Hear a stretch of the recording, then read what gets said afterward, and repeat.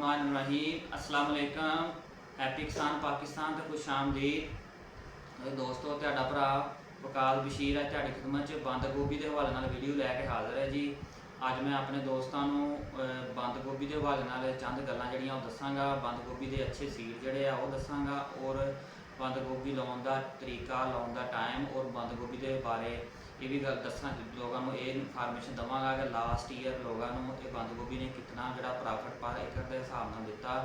और सारे पहला मैं रिक्वेस्ट कराँगा जो दोस्त हैप्पी किसान पाकिस्तान के नए हैं वो हैप्पी किसान पाकिस्तान सबसक्राइब कर लो, बैल आइकन दबा लो ताकि मुख्तलिफ फसलों के हवाले नाल और मुख्तलिफ फसलों के रेटों के हवाले नाल वीडियो जो हैप्पी किसान पाकिस्तान से अपलोड होंदियां ने तुहानूं बर वक्त देखने को मिलदियां रहन। और इस वीडियो के बारे एंड से कोई भी किसी किस्म का क्वेश्चन हो या कोई इनफॉर्मेशन चाहिए हो तुसीं कमेंट्स बॉक्स के पूछ सकते हो। इंशाअल्लाह ताला तुहानूं इहदा तसल्ली बख्श जिहड़ा जवाब है वो दिता जाएगा।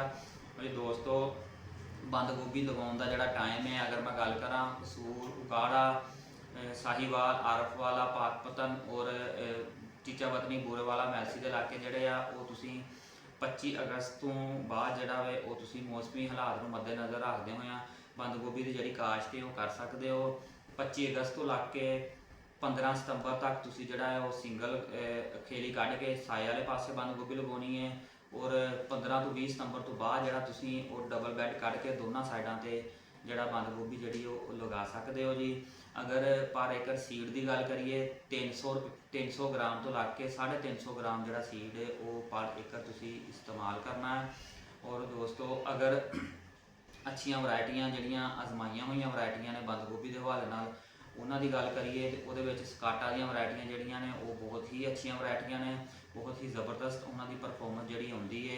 सैमनीज़ दी वरायटियां जड़ियाँ ने वो बहुत आला वरायटियां ने और संजेंटा को भी एक वरायटी है वो भी अच्छी वरायटी है। और कोशिश ये करनी है कि अच्छी वरायटी जी है आजमाई हुई वरायटी जी है तुसी वो लैके काश करनी है जिहदी विद होल्डिंग कैपेसिटी भी अच्छी हो और फुल का साइज़ भी ठीक हो और फुल का साइज़ जोड़ा ठोस हो ताकि मार्केट के विच तुहानूं वो अच्छे जोड़े रेट ने वो मिलन।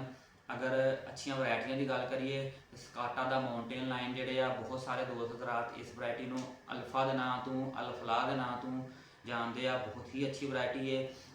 इसका फुल का साइज़ जोड़ा है वो नॉर्मल रहा, छोटा साइज़ है, बहरहाल एक अच्छी वरायटी है और साल साल तो लोग इनू लगा रहे हैं और अच्छा ये तो प्रॉफिट जोड़ा वो कमा रहे हैं। इस तो बाद इन्होंने स्टोन हैड जोड़ा है वो साइज़ थोड़ा वड्डा एक अच्छी वरायटी है।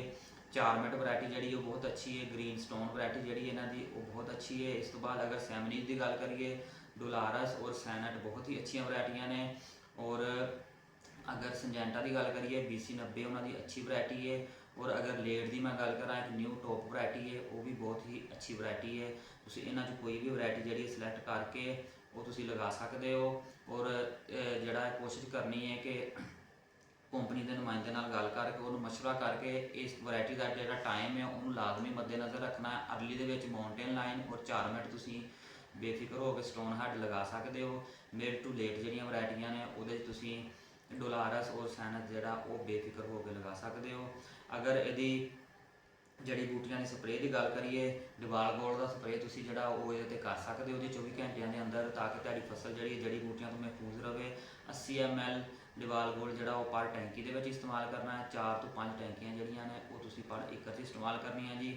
बंद गोभी की फसल से भी जैसे ही जर्मिनेशन होनी है सुंडी का हमला होना है, टोके का हमला होना है और वो टोके के हमले तो बचन वास्ते तुसी मैं अपने दोस्तों को यह मशवरा देना होना कि तुसी और आजमाया हुआ नुस्खा है बहुत ही ज़बरदस्त चीज़ है।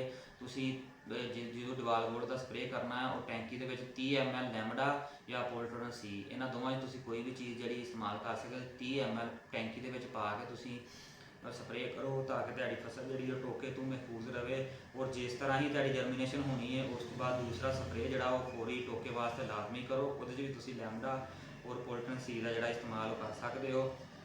सुंडी तो बचाने वास्ते हिफाजती स्प्रे जोड़े आ वो एमामैक्टन और ल्यूफ्रॉन का स्प्रे जोड़ा वो 1-2 स्प्रे जोड़े वो लाजमी है ताकि तुहाडी फसल जी सुंडी तो महफूज रहे। अगर सुंडी की स्प्रे तुम नहीं करते तो सुंडी जी वो फुल के चले जाती है और तुहाडा फुल जो डैमेज कर देती है और मार्केट के अच्छे रेट जोड़े आ वो नहीं मिलते।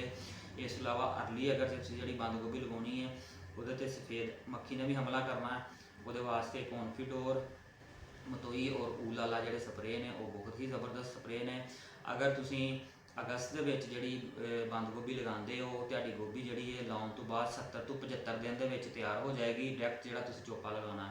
ਔਰ ਮੈਂ ਆਪਣੇ ਤਜਰਬੇ ਦੀ ਬਣਾ ਤੇ ਇਹ ਵੀ ਆਪਣੇ ਦੋਸਤਾਂ ਨੂੰ ਮਸ਼ਵਰਾ ਦੇਣਾ ਵਾ ਕਿ ਤੁਸੀਂ ਪਨੀਰੀ ਕਾਸ਼ਤ ਕਰਕੇ ਨਹੀਂ ਲਗਾਉਣੀ, ਡਾਇਰੈਕਟ ਤੁਸੀਂ ਚੋਪਾ ਲਗਾਓ ਔਰ ਪਾਪੂਲੇਸ਼ਨ ਨੂੰ ਮੈਨੇਜ ਕਰ ਲਓ। ਇਨਸ਼ਾਅੱਲਾ ਤਾਲਾ ਤੁਹਾਡੀ ਜਿਹੜੀ ਫਸਲ ਹੈ ਉਹ ਜਿਹੜੀ ਭਰਪੂਰ ਤੁਹਾਨੂੰ ਪੈਦਾਵਾਰ ਦੇਗੀ। ਅਗਰ ਇਹਦੀ ਪੈਦਾਵਾਰ ਦੀ ਗੱਲ ਕਰੀਏ ਤਾਂ ਬੰਦ ਗੋਭੀ ਦਾ ਜਿਹੜਾ ਏਕੜ ਹੈ ਇਹ ਤਾਂ ਅੱਛੀ ਤਰੀਕੇ ਨਾਲ ਇਹਨੂੰ ਮੈਨੇਜ ਕਰ ਲਓ ਤੇ 1000 ਮਣ ਤੱਕ ਜਿਹੜੀ ਉਹ ਪੈਦਾਵਾਰ ਉਹ ਦੇ ਜਾਂਦਾ ਹੈ। ਔਰ ਅਗਰ ਮੈਂ ਲਾਸਟ ਈਅਰ ਦਾ ਤਜਰਬਾ ਆਪਣੇ ਦੋਸਤਾਂ ਨਾਲ ਸ਼ੇਅਰ ਕਰਾਂ, ਲਾਸਟ ਈਅਰ ਬੰਦ ਗੋਭੀ ਦੀ ਫਸਲ ਜਿਹੜੀ ਉਹ ਬਹੁਤ ਹੀ ਮੁਨਾਫਾ ਬਖਸ਼ ਸਾਬਤ ਹੋਈ। ਫੀ ਏਕੜ ਦੀ ਅਗਰ ਗੱਲ ਕਰੀਏ 5 ਲੱਖ ਤੋਂ ਲਾ ਕੇ 15 ਲੱਖ ਰੁਪਇਆ ਜਿਹੜਾ ਸੀ ਉਹ ਲੋਕਾਂ ਨੇ ਫੀ ਏਕੜ ਦੇ ਹਿਸਾਬ ਨਾਲ ਲਾਸਟ ਈਅਰ ਕਮਾਇਆ। ਬਹੁਤ ਹੀ ਮੁਨਾਫਾ ਬਖਸ਼ ਔਰ ਅੱਛੀ ਫਸਲ ਹੈ। ਔਰ ਮੈਂ ਦੁਆ ਉਹ ਵੀ ਹਾਂ ਔਰ ਉਮੀਦ ਕਰਨਾ ਕਿ ਇਨਸ਼ਾਅੱਲਾ ਤਾਲਾ 2024 ਦਾ ਵੀ ਜਿਹੜਾ ਸੀਜ਼ਨ ਹੈ ਬੰਦ ਗੋਭੀ ਦੇ ਹਵਾਲੇ ਨਾਲ ਉਹ ਬਿਹਤਰੀਨ ਸਾਬਤ ਹੋਏਗਾ। ਇਹਨੂੰ ਤੁਸੀਂ 25 ਅਗਸਤ ਤੋਂ ਲਾ ਕੇ 15 ਜਨਵਰੀ ਤੱਕ ਤੁਸੀਂ ਲਗਾ ਸਕਦੇ ਹੋ। ਬਹਰਹਾਲ ਕੋਸ਼ਿਸ਼ ਕਰਨੀ ਹੈ ਕਿ ਤੁਸੀਂ ਆਪਣੀ ਜਿਹੜੀ ਪਲਾਂਟਿੰਗ ਹੈ ਉਹ 15 ਨਵੰਬਰ ਤੱਕ ਜਿਹੜੀ ਮੁਕੰਮਲ ਕਰ ਲਓ। 15 ਨਵੰਬਰ ਤੋਂ ਬਾਅਦ ਜਿਹੜੀ ਗੋਭੀ ਲੱਗਦੀ ਹੈ ਉਹਦਾ ਇੱਕ ਤਾਂ ਖਰਚਾ ਵੀ ਵੱਧ ਜਾਂਦਾ ਔਰ ਪੈਦਾਵਾਰ ਵੀ ਕਮ ਹੋ ਜਾਂਦੀ ਹੈ। ਔਰ ਲਾਸਟ ਦੇ ਵਿੱਚ ਜਿਹੜਾ ਰੇਟ ਹੈ ਉਹ ਵੀ ਸਟੇਬਲ ਜਿਹੜੇ ਉਹ ਨਹੀਂ ਰਹਿੰਦੇ, ਕਿਉਂਕਿ ਬੰਦ ਗੋਭੀ ਦੀ ਜਿਹੜੀ ਖਪਤ ਹੈ ਉਹ ਐਂਡ ਤੇ ਜਾ ਕੇ ਜਿਸ ਤਰ੍ਹਾਂ ਹੀ ਗਰਮੀ ਸ਼ੁਰੂ ਹੁੰਦੀ ਹੈ ਘਟ ਜਾਂਦੀ, ਜਿਹਦੀ ਵਜ੍ਹਾ ਤੋਂ ਮਾਰਕੀਟ 'ਚ ਅੱਛੇ ਰੇਟ ਜਿਹੜੇ ਨਹੀਂ ਮਿਲਦੇ। ਕੋਸ਼ਿਸ਼ ਕਰਨੀ ਹੈ 15 ਨਵੰਬਰ ਤੱਕ ਆਪਣੀ ਜਿਹੜੀ ਇਹ ਬੰਦ ਗੋਭੀ ਦੀ ਜਿਹੜੀ ਕਾਸ਼ਤ ਹੈ ਉਹ ਮੁਕੰਮਲ ਕਰ ਲਓ ਔਰ ਤਾਂ ਕਿ ਤੁਸੀਂ ਜਿਹੜਾ ਹੈ ਜ਼ਿਆਦਾ ਖਰਚੇ ਤੋਂ ਵੀ ਬਚ ਸਕੋ ਔਰ ਭਰਪੂਰ ਜਿਹੜੀ ਤੁਸੀਂ ਪੈਦਾਵਾਰ ਉਹ ਲੈ ਸਕੋ। ਲੋ ਜੀ ਦੋਸਤੋ, ਬੰਦ ਗੋਭੀ ਦੇ ਹਵਾਲੇ ਨਾਲ ਆਪਣਾ ਤਜਰਬਾ ਔਰ ਮੁਖਤਲਿਫ ਤਜਰਬਾਕਾਰ ਲੋਕਾਂ ਕੋਲੋਂ ਗੱਲਾਂ ਜਿਹੜੀਆਂ ਇਕੱਠੀਆਂ ਕੀਤੀਆਂ ਹੋਈਆਂ ਉਹ ਅੱਜ ਮੈਂ ਤੁਹਾਡੇ ਨਾਲ ਸ਼ੇਅਰ ਕੀਤੀਆਂ ਨੇ। ਅਗਰ ਇਹਦੀ ਮੈਂ ਖਾਦ ਦੀ ਗੱਲ ਕਰਾਂ ਤੇ ਖਾਦ ਤੁਸੀਂ ਬੰਦ ਗੋਭੀ ਨੂੰ 1 DAP 1 ਪੋਟਾਸ਼ ਜਿਹੜੀ ਉਹ ਨੀਚੇ ਇਸਤੇਮਾਲ ਕਰਨੀ ਹੈ, ਉੱਪਰ 1 ਬੋਰੀ ਨਾਈਟਰੋ ਔਰ 2 ਬੋਰੀਆਂ ਯੂਰੀਆ ਤੁਸੀਂ ਇਸਤੇਮਾਲ ਕਰੋ। ਇਨਸ਼ਾਅੱਲਾ ਤੁਹਾਡੀ ਜਿਹੜੀ ਫਸਲ ਹੈ ਉਹ ਭਰਪੂਰ ਆਏਗੀ। ਅਗਰ ਮੇਰੀ ਵੀਡੀਓ ਅੱਛੀ ਲੱਗੇ ਇਹਨੂੰ ਲਾਈਕ ਕਰ ਦੇਣਾ ਔਰ ਦੋਸਤਾਂ ਨੂੰ ਸ਼ੇਅਰ ਜ਼ਰੂਰ ਕਰ ਦੇਣਾ ਤਾਂ ਕਿ ਜ਼ਿਆਦਾ ਤੋਂ ਜ਼ਿਆਦਾ ਜਿਹੜੇ ਦੋਸਤ ਹਜ਼ਰਾਤ ਮੇਰੇ ਭਰਾ ਨੇ ਉਹ ਇਹਦੇ ਤੋਂ ਫਾਇਦਾ ਉਠਾ ਸਕਣ, ਕਿਉਂਕਿ ਬਹੁਤ ਸਾਰੇ ਲੋਕ ਜਿਹੜੇ ਇਸ ਟਾਈਮ 2024 ਦੇ ਵਿੱਚ ਨਵੇਂ ਬੰਦੇ ਐਡ ਹੋ ਰਹੇ ਆ, ਬੰਦ ਗੋਭੀ ਲਗਾਉਣਾ ਚਾਹੁੰਦੇ ਆ ਔਰ ਤਾਂ ਕਿ ਉਹਨਾਂ ਵਾਸਤੇ ਵੀ ਆਸਾਨੀ ਪੈਦਾ ਹੋਵੇ। ਤੋ ਜੀ ਆਪਣੇ ਭਰਾ ਵਕਾਸ ਬਸ਼ੀਰ ਨੂੰ ਇਜਾਜ਼ਤ ਦਿਓ। ਅੱਲਾਹ ਹਾਫਿਜ਼।